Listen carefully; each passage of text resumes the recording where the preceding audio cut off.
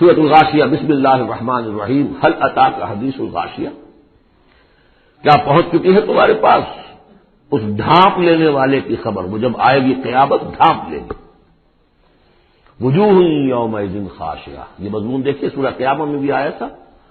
وجوہ یومئذ ناظرۃ الی ربها ناظرہ ووجوہ یومئذ باسرۃ تظن ان یفعل بها فاقرہ.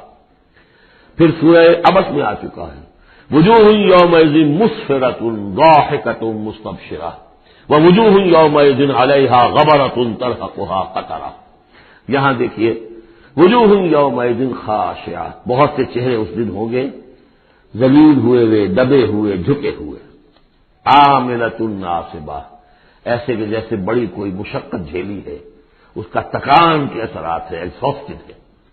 تصلیٰ نارا حامیہ، وہ داخل ہو گئے ایک تپتی ہوئی آگ میں، دہتی ہوئی آگ میں. تسقیٰ من عین آنیہ، انہیں پلایا جائے گا وہ پانی کے جو کھولتا ہوا ہوگا، ایک ایسا چشمہ جس کا پانی کھولتا ہوا ہوگا.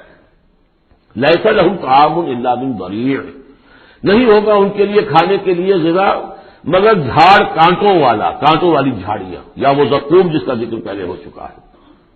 لا یسمن ولا یغنی من جوع، نہ تو وہ موٹا کرے اور نہ وہ بھوک ہی کو مٹائے. یعنی یہ کہ کھانے کے دو ہی فائدے ہوتے ہیں، آپ کے جسم کو تقویت حاصل ہو، یا یہ کہ کم سے کم بھوک کا احساس تو ختم ہو جائے. ان دونوں میں سے کوئی شے نہیں ہوگی. اب اس کے برعکس وجوہ یومئذ ناعمہ، بہت سے چہرے ہوں گے اس روز تر و تازہ، جیسے کہ ناز و نام میں پلے ہوئے لوگ ہوتے ہیں ان کے چہرے. لسعیھا راضیہ، وہ اپنی سعی اور جو بھی انہوں نے دنیا میں محنت کی تھی اور اس کے جو بھی انہوں نے مشقت کی تھی، اثار و قربانی کا معاملہ کیا تھا، اس کا جو نتیجہ ان کے سامنے آئے گا اس سے راضی ہوں گے.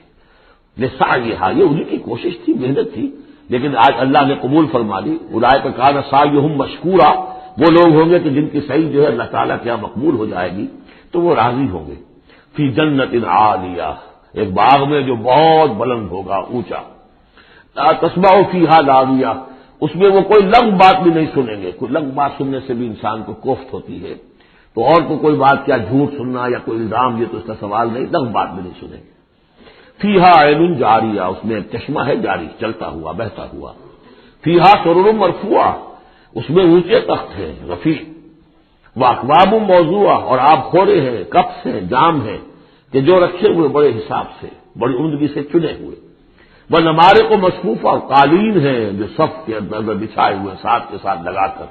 وہ ذرابی مبسوسہ، مخمل کے نہالچے ہیں جو ہر جگہ جگہ پھیلے ہوئے ہیں، تھوڑی دیر کے لیے ادھر جا کے بیٹھنا ہے تو وہاں بھی ہے.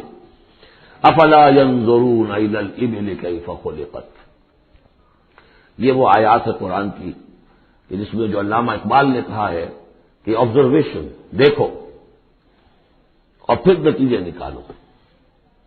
یہ جو کلچر ہے یہ قرآن نے پیدا کیا ہے. توہمات، ایسے ہی بنائے ہوئے عقائد جن کے لیے کوئی سند نہیں، نہ عقل میں ہے اور نہ نقل میں ہے.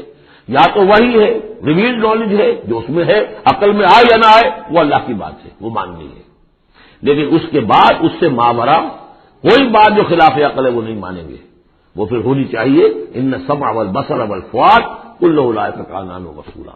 پھر اس سے اب دیکھو افلا ينظرون الى الابل كيف خلقت، تو کیا یہ غور نہیں کرتے، دیکھتے نہیں ہیں کہ اونٹوں کو کیسے بنایا گیا ہے، ان کے جسم کی کتنی ہم آہنگی ہے ان کے ماحول کے ساتھ.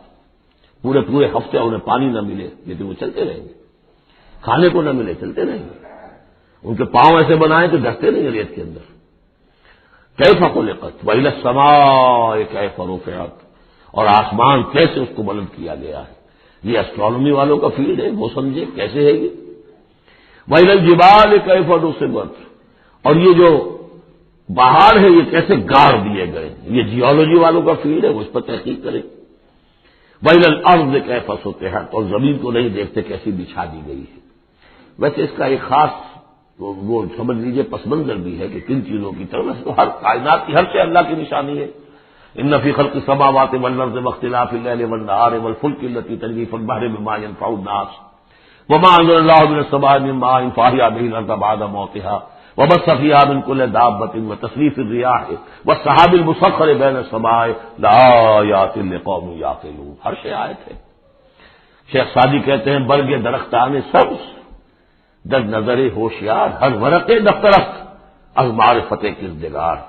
یہ جو درخت ہیں ان کے جو پتے ہیں سب یہ ہرے ہرے پتے، جو دیکھنے والی آنکھ ہے اس کو تو یہ ہم میں سے ہر پتا ایک دفتر نظر آتا ہے معرفت کا، اللہ تعالیٰ کی معرفت کا. اور آج ہمیں معلوم ہوا ہے کچھ نہ کچھ، آج سے پہلے لوگوں کو معلوم نہیں تھا کہ ہر پتے میں ایک فیکٹری ہے، فوٹو سنتھیسس کی فیکٹری ہے، کہ جو یہ سولر انرجی ہے اسے وہ جذب کر رہی ہے اور اس کو جو ہے کنورٹ کر رہی ہے. وہی انرجی ہے جو لکڑی کے اندر سٹور ہو رہی ہے، پھر آپ لکڑی جلا کر نکال لیتے، یہ آگ کہاں سے آ گئی؟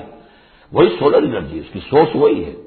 اور اس سولر انرجی کو، سورج کی اس حرارت کو جذب کر رہا ہے یہ پتا، اور وہاں وہ عمل جاری. ہر پتا ایک فیکٹری ہے فوٹو سنتھیسس کی. تو برگ درختان سبز در نظر ہوشیار ہر ورق دفترست از معرفت کردگار. لیکن یہاں چار چیزوں کا ذکر جو ہوا ہے یہ خاص پس منظر ہے. آپ کو معلوم ہے کہ ان لوگوں کے جو پہلے مخاطب تھے قرآن کے، ان کی زندگی گزرتی تھی سفروں میں، لیلۃ الشتاء والصیف.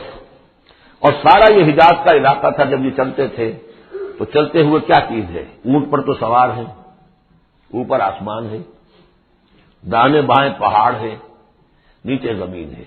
یہ چار چیزیں وہ تھی کہ جو ان کے لیے ہر وقت ہر آن ان کی نگاہوں کے سامنے.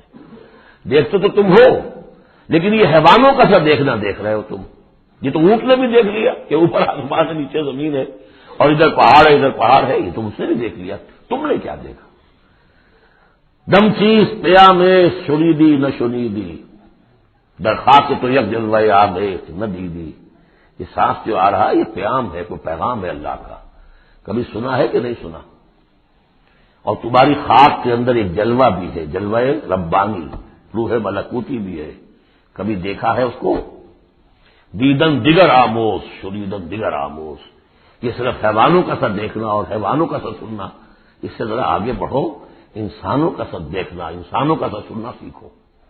تو یہ ہے وہ کہ اب ان کو دیکھو، ان چیزوں کو آبزرو کرو، ان کی حکمتوں کو دیکھو، ان کو انویسٹیگیٹ کرو. اس میں قوانین فطرت جو ہیں، قوانین طبیعی ہیں، ان کا انکشاف ہوگا. یہ ساری چیزیں تمہارے لیے مسخر کر دی گئی ہیں، تم ان کو ماسٹر کرو، ان کو استعمال کرو، ایکسپلائٹ کرو. یہ سارا کام تمہارے لیے ہے. تمہیں خلافت دی گئی ہے زمین کی، پوری دنیا تمہارے لیے بنائی گئی ہے. خلق لکم ما فی الارض جمیعا، تمہارے لیے بنائی گئی. لیکن یہ کہ اس میں توہمات ہو جائیں تو پھر ظاہر بات ہے کہ وہ علم کا راستہ رک جائے گا. افلا ينظرون الى الابل كيف خلقت والى السماء كيف رفعت والى الجبال كيف نصبت والى الارض كيف سطحت فذكر انما انت مذكر. تو اے نبی آپ نصیحت کرتے رہیے، تذکیر کرتے رہیے، ان کو بتاتے اور سکھاتے رہیے، یاد دہانی کرتے رہیے. آپ تو بس یاد دہانی کرانے والے ہیں، آپ ان کے اوپر لست علیہم بمسیطر، آپ کو داروغہ نہیں ہے کہ کان پکڑ کر لے آئیں ان کو ہدایت کے راستے پر. یہ آپ کا کام نہیں. الا من تولا وکفر، سوائے اس کے کہ جس نے منہ موڑا اور کفر کیا، فیعذبہ اللہ العذاب الاکبر، پھر اس کو تو اللہ عذاب دے گا، سب سے بڑا عذاب. کیوں سب سے بڑا عذاب؟ رسول کے آنے کے بعد جبکہ حق بالکل عریاں ہو کر سامنے آ جائے، کوئی شک و شبہ باقی نہ رہے، ان کی سیرت کے بارے میں، ان کی شخصیت کے بارے میں کوئی داغ نہیں، کوئی دھبا نہیں، کوئی انگلی اٹھ نہیں سکتی. اور جس طریقے سے آیات ربانی انہوں نے پڑھ پڑھ کر سنا دی ہیں، اب بھی اگر کوئی نہیں ہے تو معلوم ہوا کوئی خیر نہیں ان کے اندر. اب یہ شدید ترین عذاب کے مستحق ہیں. انا الینا ایابہم، اے نبی ان سب کو ہماری طرف لوٹ کر آنا ہے. ثم ان علینا حسابہم، پھر ہمارے ذمہ ہم حساب لے لیں گے. آپ اپنا کام کیے جائیے، جو آپ کا فرض ہے آپ ادا کیجیے، باقی یہ ہم پر چھوڑیے. ذرنی والمکذبین، مجھے چھوڑ دیجیے، میں ان سے نمٹ لوں گا. ذرنی والمکذبین اولی النعمہ مہلہم قلیلا. دیکھیے کس طرح سورہ طارق جو ختم ہوئی ہے کہ ایک ہی آیت میں مہلہم، آپ کو ان کو ذرا دیجیے، مہلت دیجیے. امہلہم دونوں سیغوں میں، باب تفعیل بھی اور پھر باب افعال بھی. ان الینا ایابہم ثم ان علینا حسابہم اللہم حاسبنا حسابا یسیرا اللہم حاسبنا حسابا یسیرا. آمین یا رب العالمین. بارک اللہ لی ولکم فی القرآن العظیم ونفعنی وإیاکم بالآیات والذکر الحکیم.